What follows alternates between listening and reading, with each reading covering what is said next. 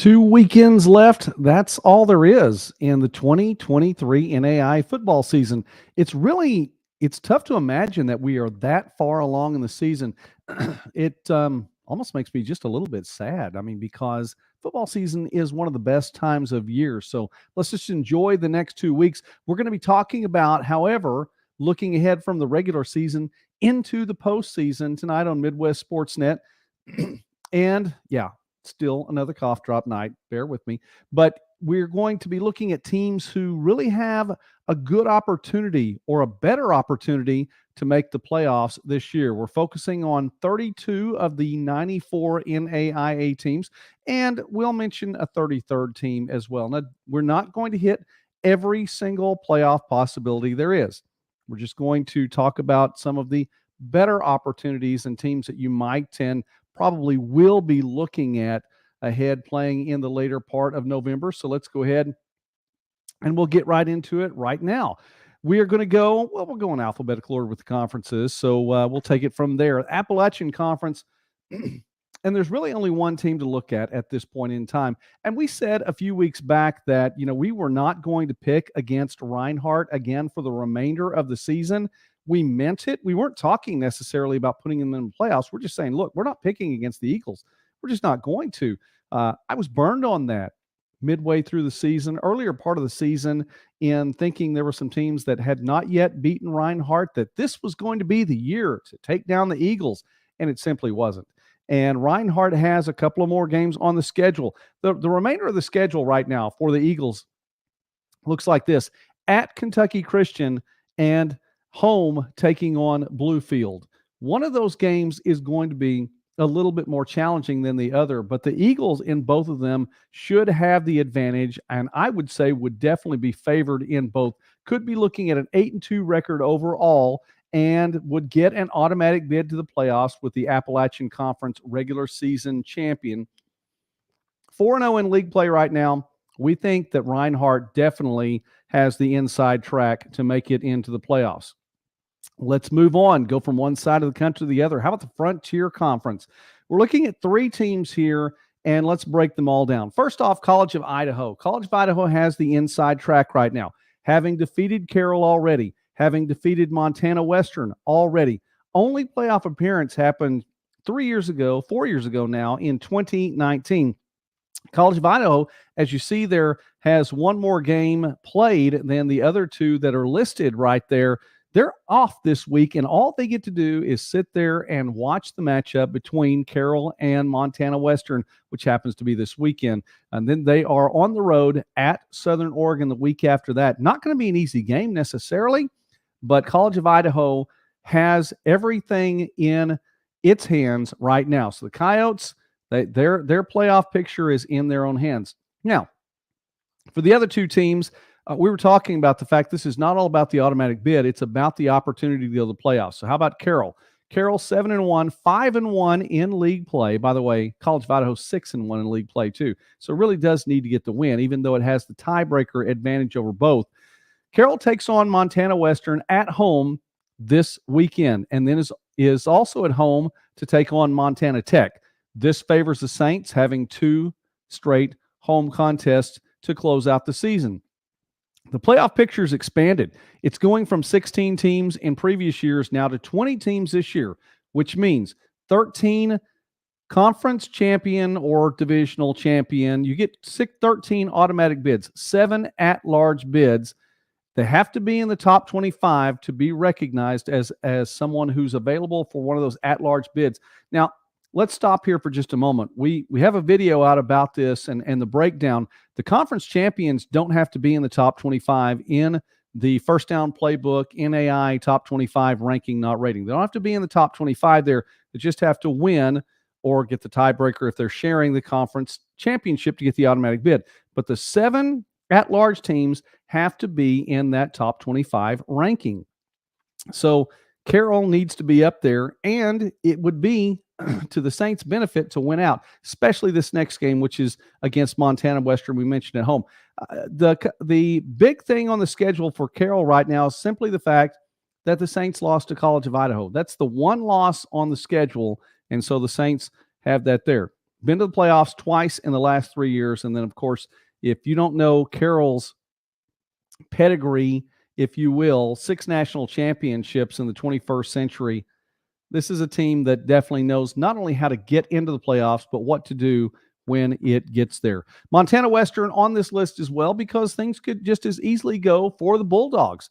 We've talked about what Michael Palandri has done this season, and 7-1, 5-1 also in conference play. You go on the road on Saturday, you get a win at Carroll, and then Montana Western is back home for its season finale against Eastern Oregon, which has, over the course of the season, gotten better and better and better.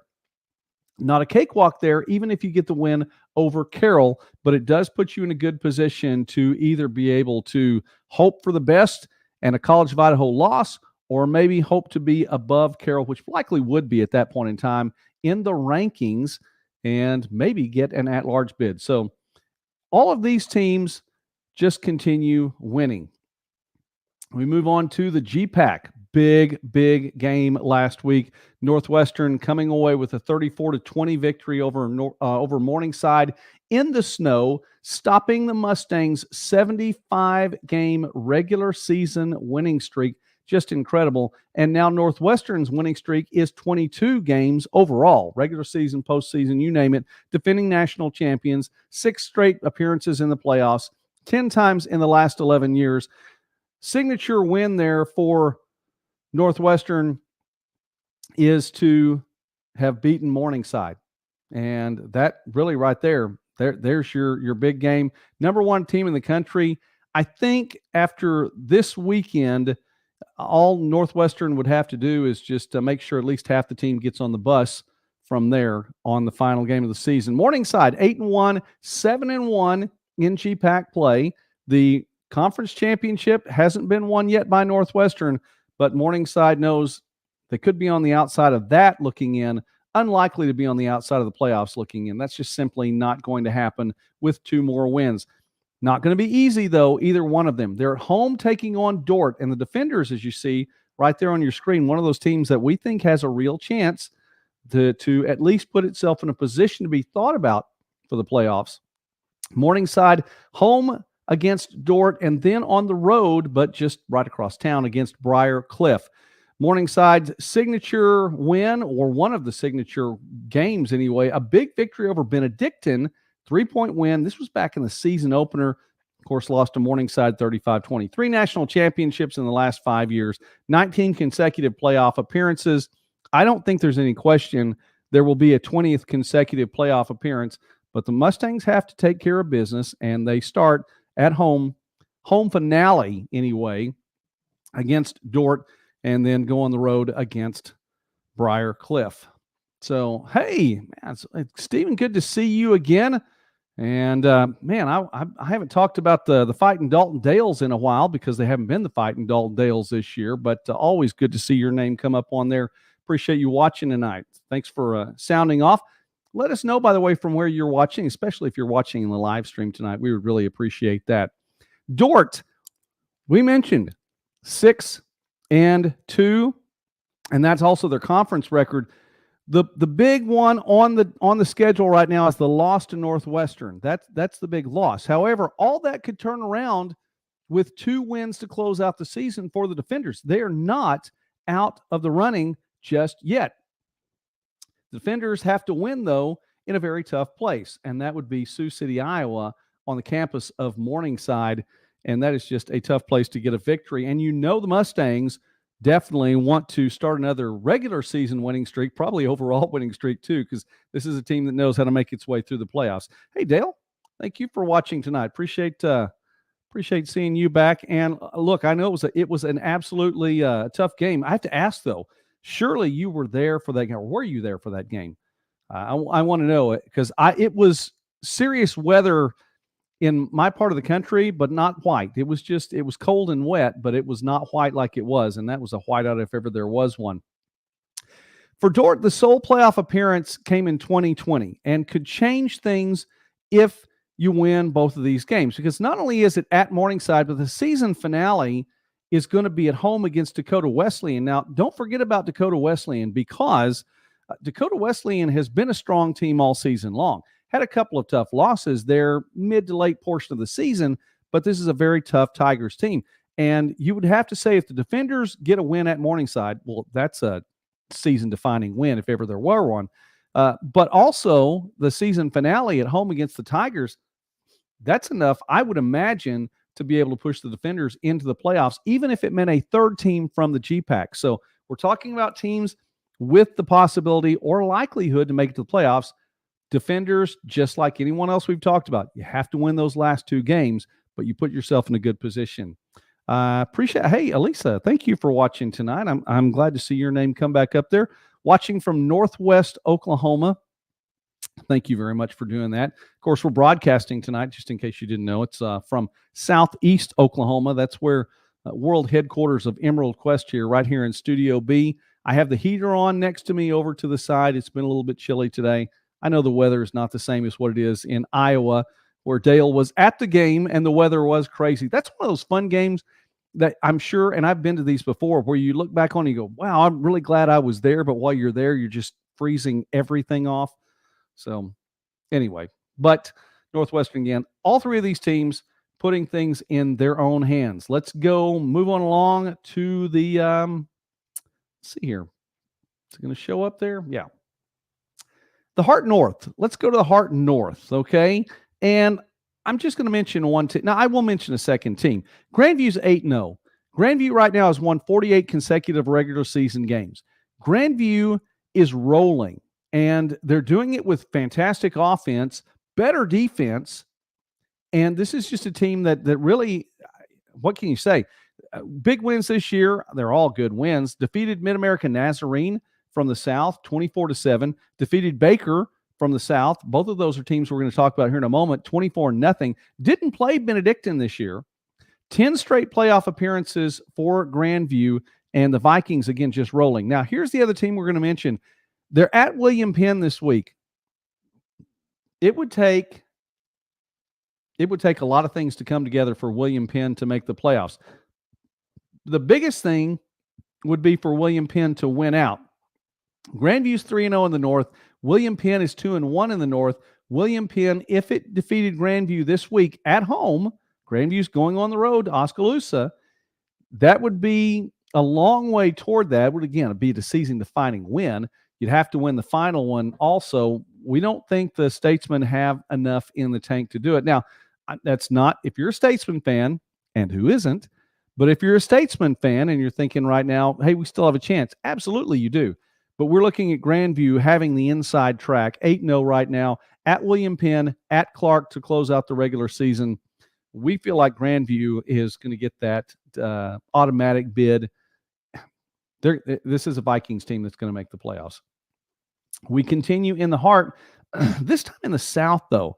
The Heart South, three teams we're going to look at. Benedictine the first. Benedictine at Missouri Baptist, at Mid-American Nazarene to close out the season. 7-2 overall, 3-0, though, in Heart South play. And that is the big number right now. It's that Heart South record that we're looking at. Benedictine with a huge win over Baker. Now, the Ravens have lost twice this year. One time to Morningside and one time to Graceland when Graceland was at full strength. And I'm just going to say, I've seen the tape. I've seen the video. And that's all I'm going to say about that. Graceland should be at full strength. They're not. But they beat Benedictine when they were 37-35. Benedictine has had one playoff appearance in the last 4 years. It's been a while since the Ravens have really been rolling. That was last year, by the way, that Benedictine made that. At Missouri Baptist, the Spartans have not been strong in their inaugural season in the Heart Conference. And then at Mid-American Nazarene, and that game at Olathe is going to be a big, big game for Benedictine to close out the season because the Pioneers are continuing to play meaningful games in November. Let's move on to Baker, 6-2, 2-1. Baker had the loss to Benedictine last week, 30-6 loss, tough loss. Baker's also lost to Grandview, 24-0. That's those two losses on the schedule for the Wildcats. The Wildcats, no stranger to the playoffs overall, but have missed the last two. 6 straight prior to that. Baker is on the road at Central Methodist, likely, and would be favored in that game, no doubt. Baker then closes out the season at Missouri Valley and would be favored in that game, no doubt. By the way, the two most winning programs in all of the NAI facing each other in the regular season finale. That's pretty cool. Mid-American Nazarene, 7-2 overall, by the way, matching their season total for wins from last year already. 2-1 in Hart South play. The loss, a big one, because that was to Baker 47. So even if you get into some situation where it's just Baker and Mid-American Nazarene, Baker would get the tiebreaker there. Mid-American Nazarene, to make the playoffs and still can and still have things in their own hands, really need to win out. I find it tough to imagine Mid-American Nazarene would be able to get an at-large bid with the way things are set up. Now, that's not to say that they couldn't, and we'll look at the first down playbook ranking here in just a moment from the NAI, but it would be tough for them to move all the way up the poll as much, I think, as they would like to or would need to. So we're going to say Mid-American Nazarene needs to win out and can on the road at Missouri Valley, and then taking on Benedictine in the final game. And this is a game also that the Pioneers have been looking forward to since last year and the year before that, because it was a tough loss at the end of the season to Benedictine last year. So anyway, Mid-American Nazarene season, by the way, quality win against Langston. That was in the season opener, and we were there for that game with Midwest Sports Saturday. 24-21, the final in overtime, but Pioneers have lost to Grandview and lost to Baker. Those are the only two losses on the schedule for Mid-American Nazarene. 15 consecutive playoff appearances for the Pioneers. No, not 15. 15 playoff appearances from the mid-90s to 2014, of about 20-year stretch there where they got in the playoffs 15 straight times. Have not been to the playoffs since 2014. This is a Pioneers team that's hungry, and they're ready to go. So, Pioneers fans, you got to win out. I just feel like you need to win out. It's going to be a challenge to get the at-large bid. Take care of business on the field where you can. Let's move on. The team that has, or the conference that has split into two divisions now, has the Bissell division and the Kessinger division. The Bissell division, probably the less strong of the two this year. Okay, I don't think there's any doubt. It really was the less strong of the two this year. Not to take away from what these teams have done. And you look at two teams right now that are 3-0 in divisional play with a conference or a playoff berth on the line coming up this week. Kansas Wesleyan, 7-2 overall, 3-0 in conference play at Ottawa this weekend. Here is your de facto Bissell Division Championship coming up on Saturday. And then Kansas Wesleyan taking on Sterling the Saturday after that to close out the regular season.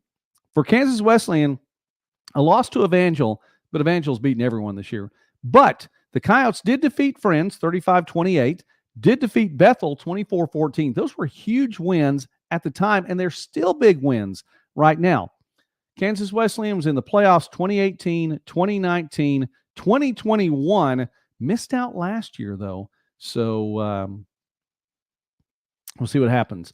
All right. And, on my end, I don't get to see what all of the little emojis do. So I'm giving a shout out there. Mama JC watching tonight.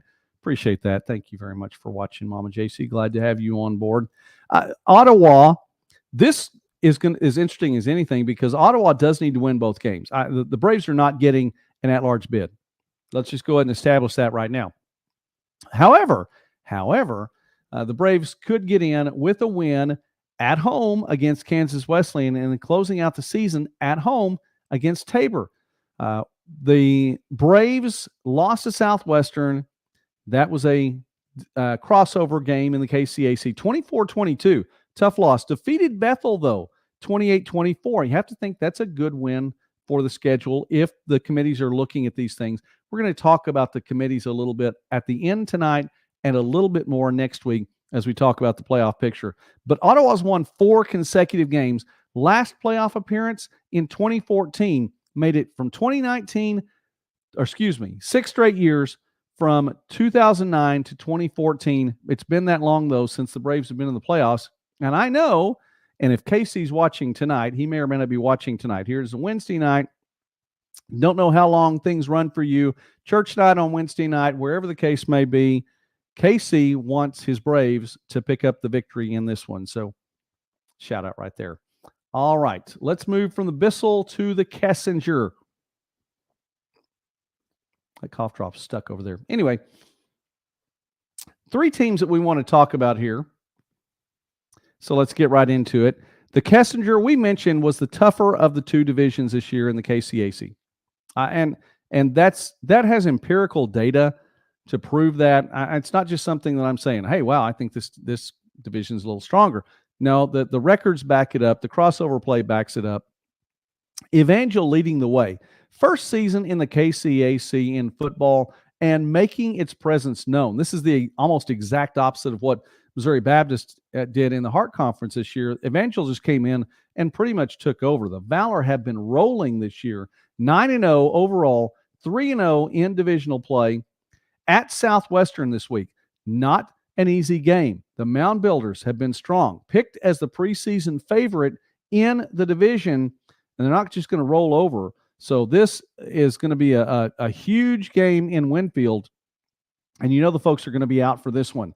Also, closing out the season against Bethel Threshers, not an easy win. It's going to be an easy game there. So Evangel defeated Kansas Wesleyan in a crossover game. That was big, 17-7. Also have a victory over Friends on the schedule this year as well.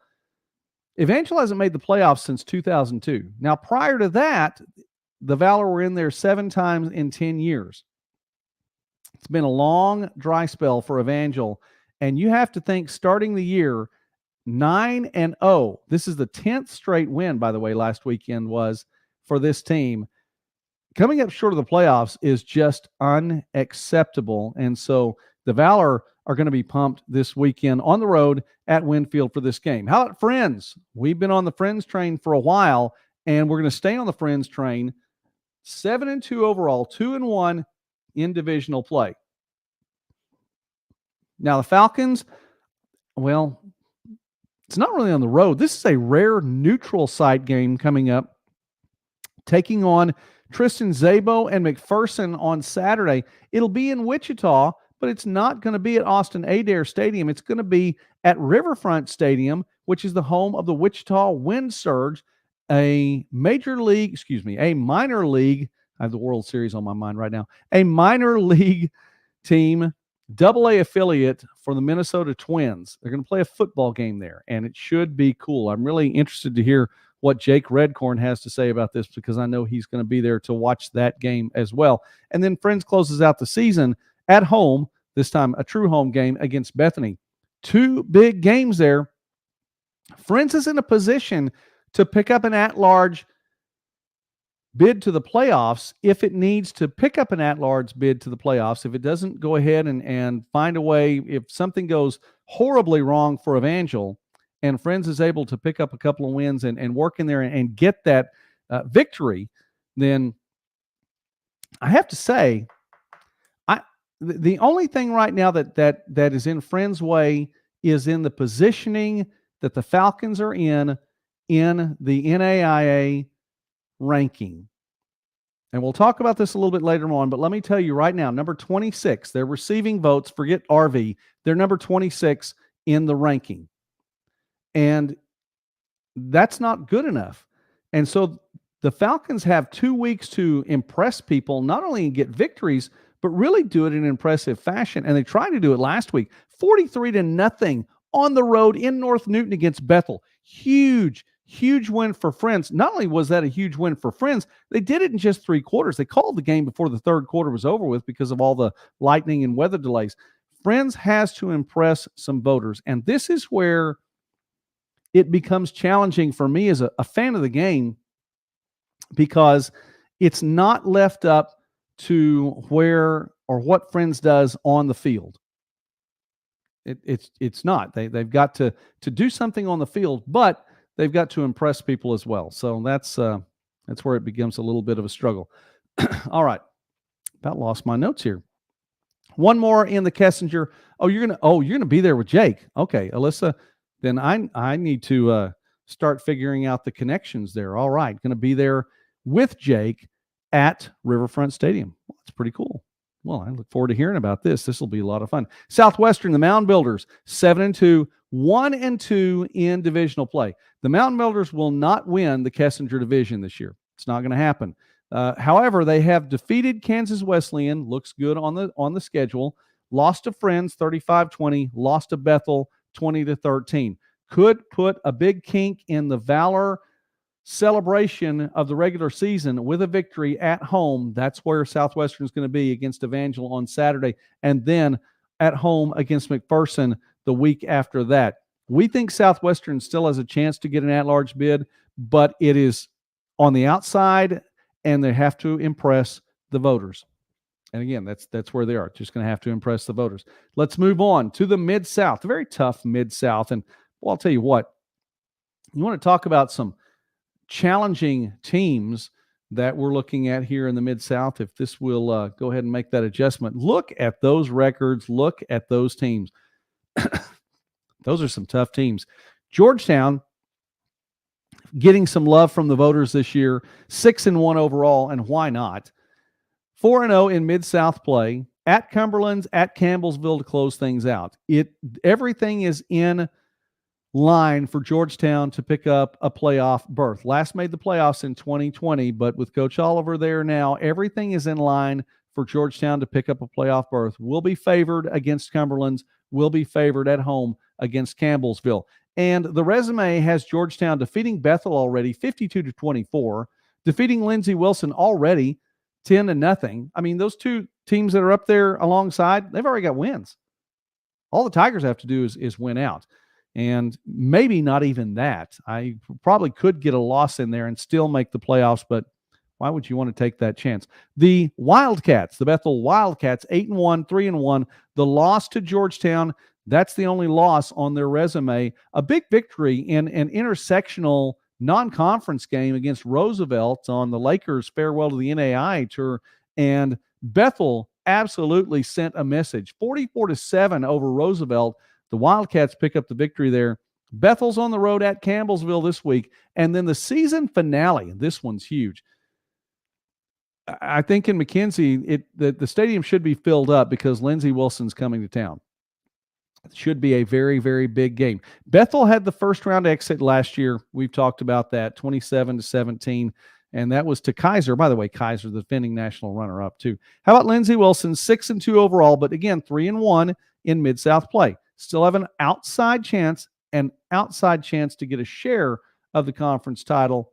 But, well, I mean, it could get a conference title overall if everything went completely wrong for Georgetown. But Lindsey Wilson likely looking at an opportunity for an at-large bid here as well. And again, you have to get the victories. You have to beat Cumberland this week at home, go on the road at Bethel in the season finale. Lindsey Wilson has only 2 losses on the year, but their losses are to Georgetown by just 10 points. We mentioned 10-0. And to Kaiser. That was the other loss on the schedule. Those are not bad losses. If there's such a thing as good losses, then that's exactly what those are. All right. So here we go. Cheering for the Yotes. Arms Family Fishing, cheering for the Yotes. Can you tell me which Yotes, though? Because I've already mentioned 2 on the program, so you have to let me know there. And we'll be happy to cheer along with you on that. All right. We're going to do this. Pause in the show for a moment.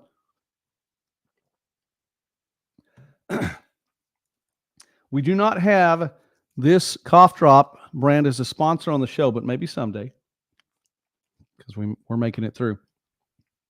Lindsey Wilson, by the way, playoffs in 8 of the last 9 years, national champs in the 2020 or spring 21 season. 5 more spots, and thank you for being with me here on Wednesday night as we are about 30 minutes in tonight, so definitely thank you very much for watching. All right, let's move on to the Mid-States. News from the Mid-States today. So we'll break a little news tonight if you haven't heard this one already. Roosevelt 6-3, 4-0 in Mid-States play. St. Xavier, that's the last game of the season, hosting St. Xavier. That one's coming up, and that's the big one It's next week, not this week. It is next week. Roosevelt's schedule, the resume. Okay, look, if you look at this and you go, they have 3 losses. Is this a team that could, in fact, get an at-large bid? Yes and no. I think it's a good enough resume, but an at-large bid would mean that it didn't win the Midwest, which meant it lost the last game of the season. It's unlikely that the Lakers are going to limp into the playoffs. And this is what happened to Roosevelt last year. Had the great season up until the last 2 games of the season, lost those last 2, and couldn't find their way into the postseason. But think about these 3 losses. Lost to Bethel, 44-7. Wildcats, we've talked about them. They dominate. Lost to Indiana Wesleyan. We're going to talk about them. They dominate. And lost to North Central. Oh, by the way, the perennial national champion in Division III, NCAA Division III. Those are your 3 losses right now. Roosevelt didn't shy away from anyone this season. A solid 6-3 record, but the bigger one's 4-1 in divisional play. So we think Roosevelt has a very good chance, and they're hosting St. Xavier. Speaking of the Cougars, they host Olivet Nazarene next, which, by the way, the Tigers, that's a pretty good win if you have that on the schedule, and are on the road at Roosevelt the week after that. St. Xavier's resume shows that they beat St. Francis 28-21 in overtime. That was a big win at the time. There are 3 losses to Marion, Indiana Wesleyan, and Division II Saginaw Valley State. Again, not bad losses. When you look at it, still losses, but not bad. It is likely the winner or only the winner of this game in the season finale is going to go ahead, but we still think both of these teams have a decent chance. Speaking of the Midwest, it's going to get a couple of new names as of this week. Marion and St. Xavier. Marion Siena Heights, they're moving over to the Mid-East, from the Mid-East to the Midwest, because Defiance College, a former Division III team, which is returning to the NAI, has been welcomed into the Mid-States Football Association. It's going to be in the Mid-East, and Marion is moving over to the Midwest. So big move right there for those 2 teams. Let's see here. May have to use something. Work. Yeah, I'm going to have to shift things around a little bit. College of Idaho. There we go. Those are the Yotes we're talking about. Quality program. Well, very good. Then we'll cheer. We've already talked about College of Idaho so far on this program, but we'll definitely cheer on with you right there. All right. How about the Mideast? We have 3 teams in the Mideast that we want to talk about, and they're all quality teams. Let's go with Indiana Wesleyan. Let's start right there. Number 3 team in the country, 8-0 right now, 5-0 in divisional play. Next game is hosting Marion. This game's in Marion. Okay. Marion is where this game is going to be taking place, not Marian, who are the Knights coming into town. And then on the road at Concordia. Indiana Wesleyan probably has the strongest or the toughest, whichever way you want to look at it, last 3 games to the season of anyone there. I mean, you have Siena Heights, and then you have Marion, and then you have Concordia. Just a really, really brutal way to end the season. But if you win them all, I mean, how does this just absolutely catapult you into the playoffs? Indiana Wesleyan defeated Siena Heights and then is taking on Marion at home, and then Concordia after that. Resume says Indiana Wesleyan defeated Division I Valparaiso 24-22, defeated St. Xavier 16-15, defeated Roosevelt 35-14. National semifinalists last year, made the playoff field in 2021 as well. This is a team that's on a roll like the one that we've talked about with Grandview and with Northwestern. But wait, there's another team that's on a roll like that as well, just happens to be in the same division, and that is Marion. 8-0 right now, 5-0 in league play at Indiana Wesleyan this week. Close out the season with Siena Heights. Marion defeated St. Xavier. Marion defeated Concordia a couple of weeks ago in a 14-7 game that we thought was just going to be an offensive blowout, and it turned out to be nothing of the sort. Marion's made the playoffs 5 straight years, 11 of 13 seasons, national champions back in 2012 and in 2015. Yeah, this is a tough team. Winner of this game obviously will make the playoffs because this is the de facto championship from this division. However, the loser is not automatically out because the loser will have just one loss on its record, and it would be to a top 5 opponent as well. This leaves Concordia, and if you're a Cardinals fan, you have to say, hey, this is not quite the season we wanted. 6-2 overall, 3-2 in mid-states play. You got to win over Olivet Nazarene, a good win. You got to win over Division II Wayne State, also a good win. You lost to Marion already. You lost to Siena Heights. You can't afford to lose any more games. Now, Concordia is still ranked high enough in the NAIA ranking that it could be there for an at-large bid, but would have to have a lot of things go its way. Concordia's made the playoffs 5 of the last 6 years. Only time it's missed it was last year in 2022. So those are your teams with really the best opportunities to make the playoffs in the mid-states, mid-east. I'm shifting things around from one computer to the other computer over here, so it's making a couple of changes here, so forgive me if it sounded a little bit disjointed or a little bit slow. Let's go to the North Star. Well, we're there already. How about that? North Star. And it was right there for a moment. There we go. Dickinson State 7-1, Valley City State 6-2. They play each other this week. Dickinson State has defeated Valley City State already this year. This is the second of 2 times they're playing each other. 34-10. That was on the road at Valley City State. This one is going to be played at Dickinson State.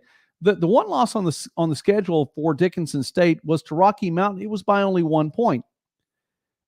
By all rights, Dickinson State, even with a loss to Valley City State, should still make the playoffs as an at-large. There is no guarantee for that because the Blue Hawks may or may not be ranked high enough to be there. Now, at this point in the season, they're still 2 weeks away, so they could be there. But it's not something you want to just sit there and you can't rest on it and think it's going to happen. So Dickinson State 7-1, 6-0 in North Star play in what could be the swan song for the North Star Athletic Association, at least from a football perspective. We'll see how that plays out. Valley City State has to win this game, has to defeat Waldorf the next week. You just have to win both those games and to win out. And the last time the Vikings were in was in 2014. So it's been a little while. Let's move on along and look right here at the Sooner Athletic Conference. 3-team. We've been talking about these 3 teams since the start of the season. Texas Wesleyan got things going early. 5-0 in Sooner play. They're at Langston this week and then hosting Louisiana Christian the week after that. 2 very, very, very tough games for the Rams. The big thing is that the Rams already have a win over Ottawa, Arizona. Early part of the season, a 36-20 victory there. The one loss on the Rams schedule was another intersectional non-conference matchup, and you have to give a shout-out to St. Thomas, who we're going to talk about in a moment, for making the trip to Fort Worth, well, to Crowley ISD is where they play their games, but make the trip to Fort Worth, cross the Mississippi for the second time this year to play a game on the road against a very tough opponent. Texas Wesleyan lost that one to the Bobcats. Bobcats come away 38-20 the win. So that's the only loss on the schedule, but it's not a conference loss. And so right now, the playoffs are in the hands of the Rams if they can hold on to the ball and come away with 2 straight victories. 4th straight winning season for the Rams, by the way, looking to make their first playoff appearance. How about Ottawa? 7-1, 6-1 in Sooner play. The Spirit is idle this week and then hosting Oklahoma Panhandle State next week, a game in which the Spirit would be favored, no doubt. Not to take away from the Aggies. Aggies are playing strong ball as the season goes on, but the Spirit favored. Resume has a loss to Texas Wesleyan, we mentioned that, but a win, a big win over Louisiana Christian, in which the defense held up in the 4th quarter and was able to hold off the Wildcats. 27-24, big win for Ottawa. And then how about the win over Langston? Ottawa made up for an overtime victory or overtime loss last year with a 68-27 victory over Langston. Huge, huge win over the Lions at Langston last week. And so the OUAZ resume looks pretty good. 6th season of play, and the Spirits made the playoffs 3 of the first 5 years. How about Louisiana Christian? This is a team, and you if you followed the channel here, you might even say I've been on the bandwagon. I don't know about bandwagon or not, but I just have seen something in this team all year long. Really haven't disappointed, and that was even with the loss at OUAZ. The resume has Louisiana Christian with that loss against OUAZ, the other big game, a victory over Langston, 35-22. Most wins in program history right now at 8 wins for the Wildcats. They are 6-1 in conference play. The big game is the season finale. They have a scrimmage against John Melvin this coming weekend, and then at Texas Wesleyan, there at Fort Worth, Louisiana Christian coming to town, season finale. It all could be on the line in that game, because if Texas Wesleyan wins against Langston and then gets the win there, Rams get the automatic bid. I don't think you should write off either Ottawa or Louisiana Christian. We're not just talking about conference champions and automatic bids. Either one of these, with wins to close out the season, put themselves in a very good position to be an at-large bid. I know you're probably looking and going, Joey, you've been giving away at-large bids all night long. There are only 7 of them. You can't give them all away to the other 20 some odd teams. I know, I'm just saying these are the ones that are in a good position to be there. All right, final conference, and then we'll look at one other thing before we close out tonight. Sun Conference. 3 teams. Yeah, let's go ahead and talk about 3 teams really quickly. And these teams don't have the fantastic records, but they're there. Kaiser's the defending national runner-up. We've got to have Kaiser in there, and they also are 5-0 in Sun Conference play. 2 more wins, automatic bid, no question. Could Kaiser get an at-large bid? Possibly. Now, that means going 1-1 in the last 2 games and then winding up with a 7-3 record. That would be very tough, and St. Thomas would probably take a real dim view of that, because they've been 9-2 each of the last 2 years and didn't get an at-large bid. But Kaiser, both of their losses right now have been to Division II teams in Mississippi College and Valdosta State. They did defeat St. Thomas earlier this year, so that's something that's on the resume. Kaiser, by the way, has made going to the playoffs part of the program mission statement, I believe, because they've made the playoffs every year of existence. Every year but one. Didn't make it in 2018, every year since then. This is a Kaiser team that right now against NAIA teams is 16-1 against NAIA teams over the last 2 years or last season, plus wherever we are right now. That only loss was in the national championship game. Kaiser is hosting Weber International this Saturday and will be favored, and on the road at Florida Memorial. And I'm going to go ahead and say, and we'll be favored in that game on the road. We'll talk about the Lions here in a moment. St. Thomas, Bobcats 6-3, a record that will not be 9-2 for the 3rd consecutive year, but they're 4-1 in Sun Conference play. Their only loss is to Kaiser, 21-14.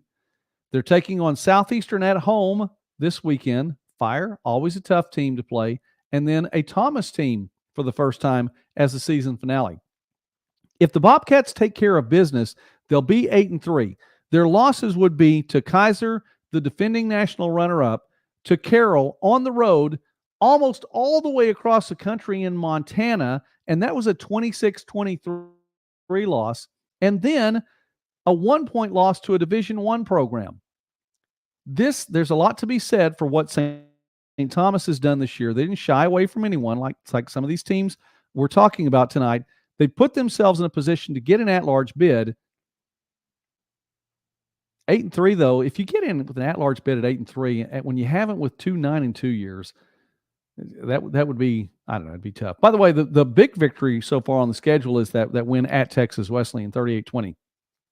Last team we'll talk about tonight, Florida Memorial, 5-3. 5-3, Joey, and you're going to talk about this team. They're 4-1 in Sun Conference play. If everything goes their way, they're on the road at Thomas, taking on the Nighthawks on the road this weekend, and then at home to take on Kaiser. Still have to say the Seahawks would be favored in this one, but that's why you play the game. On the resume, they have a win over Division II Edward Waters this year. The loss to St. Thomas 31-17. This is a team that had no wins in 2020, 2 wins in 2021, 4 wins in 2022, looking to get 6 or 7 wins in 2023. And last time they made the playoffs, by the way, and I think this is right, they were called Florida Normal and Industrial Institute, Florida Memorial right now. So the Lions with an outside opportunity. We'll see. So what does this all mean? Absolutely nothing. It really, until we play the games, we have 2 more weekends of games to play. So let's talk about then what this looks like. The field has expanded from, here, let me get that off of there really quickly. The field has expanded from 16 to 20 teams, 13 automatic bids, 7 at-large bids. The ranking that you see right there does not determine the teams that come in that are conference champions. However, the teams that are on the outside of their conference championship looking in, let's see if I can make this a little bit bigger right here. Well, don't want to lose it. Let's keep it right there for a moment. Have to be in the top 25. So let's look really quickly at some of these things and talk about just some potential things. Northwestern already defeated Morningside, which means Morningside likely would be getting in as an at-large bid. We're going to say they're going to be an at-large bid this year. So that's one. Grandview, this is what, by the way, this is where if you are any team wanting to get in as an at-large, you are cheering for Grandview over William Penn. Because if William Penn wins that game and then wins the next one and takes that automatic bid and makes Grandview an at-large, that's just taking away from your possibility of being there. So Indiana Wesleyan or Marion, one of those will win, one will be the at-large. So there are 2 in the top 5 already. Kaiser, going ahead. College of Idaho, if it doesn't win, look down there and you see Carroll and Montana Western. College of Idaho is going to get the automatic bid. Carroll or Montana Western likely would get the other bid. Whichever wins this weekend likely would be an at-large bid right there. So there are 3 right off the bat. Georgetown, Bethel, both in the Mid-South. Georgetown with the upper hand to get the conference championship. Bethel then likely would be an at-large bid. So you just kind of scroll on down through there. And let me see if I can bring this up a little bit farther now. And let's look at the bottom of the list now. Okay. Look at those teams right there. Louisiana Christian on the outside looking in at 26. Friends at 27. I said they were 26 earlier. 27. Roosevelt on the outside looking in. We've already said the winner of Roosevelt or St. Xavier, that's going to be the one from the Midwest. Dickinson State is in the top 25, but would it be high enough with a loss in one of the last 2 games? OUAZ is behind Texas Wesleyan. Is that going to be high enough to get an at-large bid if Texas Wesleyan takes care of business against Langston and Louisiana Christian? Anyway, all those things you need to think about. If you get the automatic bid, don't worry about that top 25 ranking. But if you've got a team or you're following a team that is on the outside looking in, yeah, it could be a little tough. So want to say thanks to everybody for watching tonight here. Want to say thanks. Arms Family Fishing. That's the first time I've seen you guys with a comment there. Thanks for watching tonight. Elisa, I want to hear more about the game from this Saturday. Mama JC, thanks for watching. Dale, man, that's so cool that you got to go to that game. I know it was not the result you wanted, but it's so cool that you got to go to that game. And Stephen, thank you for watching. And anyone else watching tonight, I sure do appreciate you watching the live stream. It means a lot to me that you all are on board and come along. We are scheduled tomorrow to have another live stream talking about the weekend ahead. We'll see if we're able to do that or not. And then Friday, I already do know we're going to have a video on Friday, and we get to talk with a basketball coach in the NAIA who has just crossed a huge milestone, and we're going to get to visit with him. I'll leave that as a bit of a teaser, but stick around for Friday. And then, of course, Sunday night, the live stream where we talk about the top 5 performances in the NAI. So thanks again for watching tonight. Please feel free to support the channel if you'd like to do that in whatever way. If you haven't already subscribed, please subscribe. And we're just we're growing the channel. We're enjoying being a part of what you all are doing and the teams that you cheer for. I like being a part of. We talk about small college sports, mainly NAI and Division II here on the channel, and more throughout the Midwest and beyond. So that's a look at the playoff scenario as it is right now. Next week we'll come on and we'll talk about it again. In the meantime, God bless you all. Thanks again for watching. See you tomorrow. Have a great night.